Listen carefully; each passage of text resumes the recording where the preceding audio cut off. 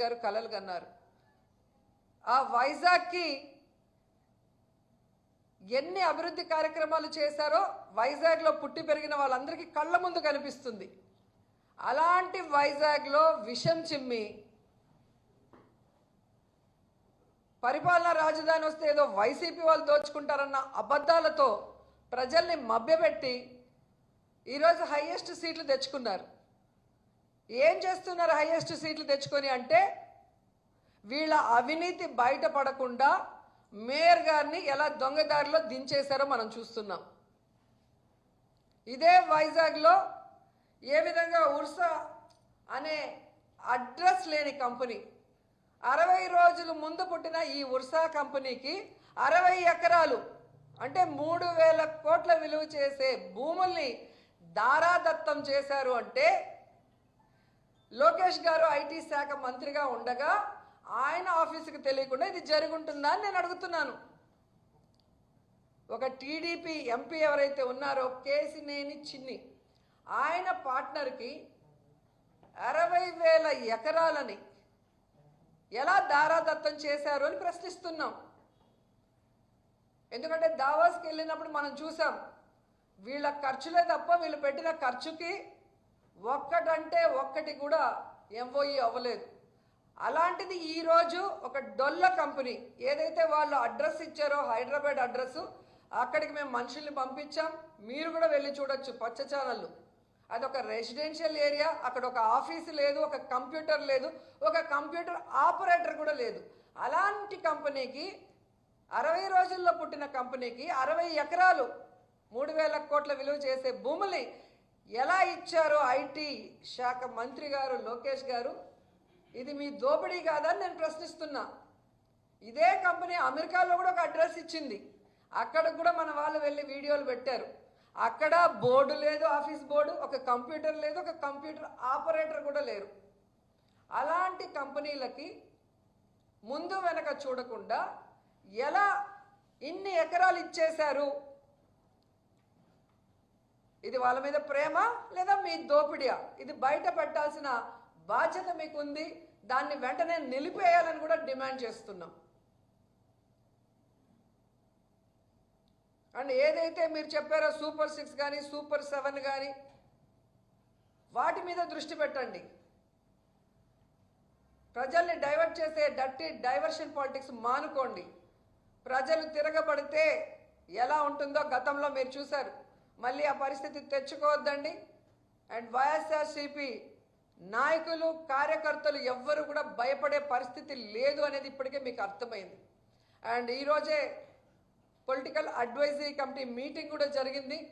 రాష్ట్ర వ్యాప్తంగా ప్రతి జిల్లాలో రైతులు ఏ విధంగా ఇబ్బంది పడుతున్నారు, వాళ్ళు పండించిన పంటలకి గిట్టుబాటు ధరలు లేకుండా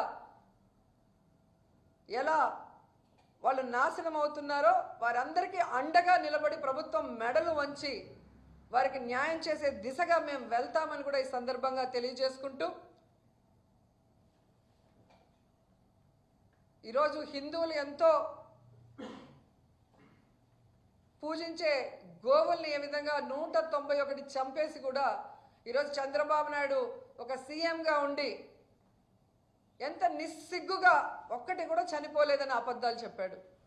వాళ్ళ ఈవో చెప్తున్నాడు, వాళ్ళ కూటమి ఎమ్మెల్యే చెప్తున్నాడు, వాళ్ళ టీటీడీ బోర్డు చైర్మన్ చెప్తున్నాడు. లాస్ట్గా ఆ గోశాల మేనేజర్ కూడా రిటర్న్గా స్టాంప్ వేసి 191 చనిపోయినాయని చెప్తున్నా ఎందుకు చనిపోతున్నాయి, ఎవరి నిర్లక్ష్యం వల్ల చనిపోతున్నాయి తెలుసుకొని వాటిని కరెక్ట్ చేసుకోవాల్సిన బాధ్యతను పక్కన పెట్టి దమ్ముంటేరా ధైర్యం ఉంటేరా అని చెప్పి రెచ్చగొట్టి మళ్ళీ మేము నిరూపించడానికి వెళ్తుంటే తప్పుడు కేసులు పెట్టడం అనేది ఎంతవరకు సమంజసమో హిందువులందరూ కూడా గమనించాలి. ఎప్పుడూ లేనటువంటి విధంగా ఈ 1 ఇయర్లో తిరుమలలో ఎన్ని అపచారాలు జరుగుతున్నాయి, ఎన్ని అనర్థాలు జరుగుతున్నాయి. తాగి కొట్టుకొని చంపేసుకొని అంటే మర్డర్ కూడా తిరుమలలో జరిగే పరిస్థితి వచ్చిందంటే ఈ ప్రభుత్వం కానీ టీటీడీ పాలక మండలి ఎంత నిర్లక్ష్యంగా ఉన్నారో మనం అర్థం చేసుకోవాలి. చెప్పులు వేసుకొని గుళ్ళోకి వచ్చేస్తారు, డ్రోన్ కెమెరాలు తిరుగుతున్నాయి, బిర్యానీలు తింటున్నారు, ఎక్కడ పడితే అక్కడ దొరుకుతున్నాయి. గంజాయి దొరికింది. ఇవి మేం చెప్పేది కాదు, మీ పేపర్ మీ టీవీల్లో కూడా వస్తున్నాయి, చూసుకోండి ఒకసారి. అంతేకాకుండా ఈరోజు శ్రీకాకుళం కూడా శ్రీకూర్మంలో మహావిష్ణువుగా భావిస్తాం మనం. అక్కడ కూడా అన్ని కూర్మాలు చనిపోతుంటే ఎందుకు, ఎలా, ఎవరి వల్ల ఒక విచారణ లేదు, ఒక కమిటీ లేదు, తప్పు చేసిన వాడి మీద ఒక కేసు లేదు. వీళ్ళకి దోచుకోవటం, దాచుకోవటంలో ఉన్న ఇంట్రెస్టు, దానికి వాళ్ళు కేటాయించే సమయము, ఇవన్నీ కూడా ప్రజలు గమనించాలి. ప్రజలకి మంచి చేయడానికి టైం లేదు.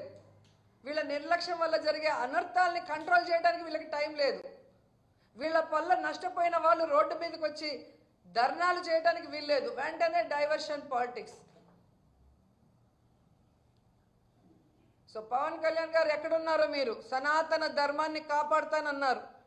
తిరుమలలో ఇన్ని జరుగుతున్నాయి, శ్రీకూర్మంలో ఇలా జరుగుతుంది.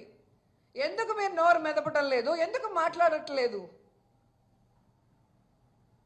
జగన్ గారిని తిట్టడానికి మాత్రం పరుగులు తీసేవారే. ఇప్పుడు మీ కూటమి ప్రభుత్వంలో ఇన్ని అనర్థాలు జరుగుతుంటే ఎందుకు నోరు మెదపటం లేదు? బీజేపీ నాయకుల్ని ప్రశ్నిస్తున్నాను. హిందూ మతాన్ని కాపాడాల్సిన పార్టీ మాది, కాపాడటానికే మేము ఉన్నామని చెప్పుకుంటున్నారు కదా.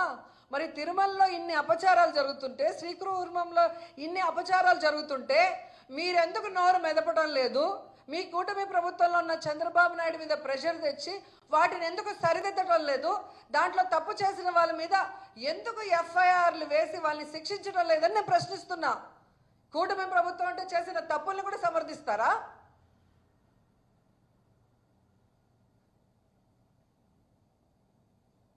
సనాతన ధర్మాన్ని సంకనాకిస్తూ, సనాతన ధర్మాన్ని ఈరోజు భ్రష్టు పట్టిస్తూ, మీకు అవసరమైనప్పుడు మాత్రమే సనాతన ధర్మాన్ని గుర్తు చేసుకుంటూ మా మీద నిందలు వేసుకుంటూ,